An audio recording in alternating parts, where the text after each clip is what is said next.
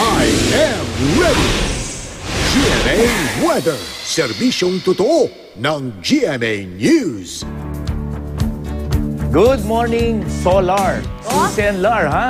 Galing mo dun. Yes, Tani. dahil mahalaga yung inyong acronym. Mamaya babanggitin natin yan, ha? At good morning din, mga kapuso. Mananatili ang tsansa ng ulan dito sa Metro Manila. Ngayong araw ng Miyerkules, ayon sa Metro Weather, may tsansa o tataas ang tsansa ng ulan mula hapon yan hanggang sa gabi. At ang ating maximum temperature, mas malamig, mga kapuso, posible 28 degrees Celsius.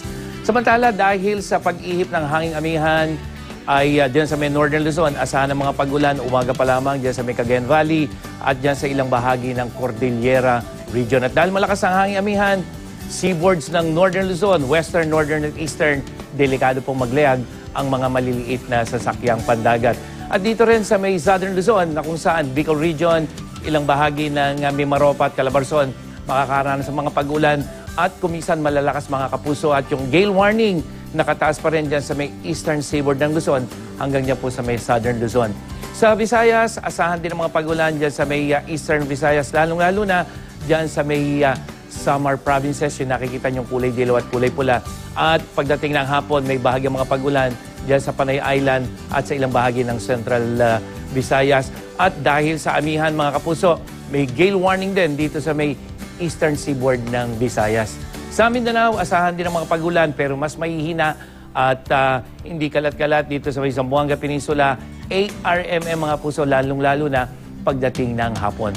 Mga kapuso, isang linggo mula ngayon ay masasaksiyan ang pambihirang solar eclipse o pagdaan ng anino ng buwan sa daigdig. Nangyayari po yan dahil sa pagpagitna ng buwan sa araw at ng ating mundo. March 9, susunod na Miyerkules, mag-aalas 8 ng umaga ay maaaring makita ng bahagya ang nasabing phenomenon dito sa Pilipinas ayon sa Pag-asa.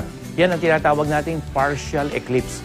Ayon naman sa timeanddate.com, ang itinuturing na peak ng eclipse sa Maynila ay 8:58 ng umaga at matatapos ito pasado alas 10. Higit na makikita ang eclipse sa ilang parte ng Indonesia, Borneo at ilang lugar dyan sa may Pacific Ocean. Yan ang latest mula sa GMA Weather. Ako po si Nathaniel Cruz, magplano para sigurado. I am ready. Serbisyong totoo ng GMA News. Salamat, Mantani!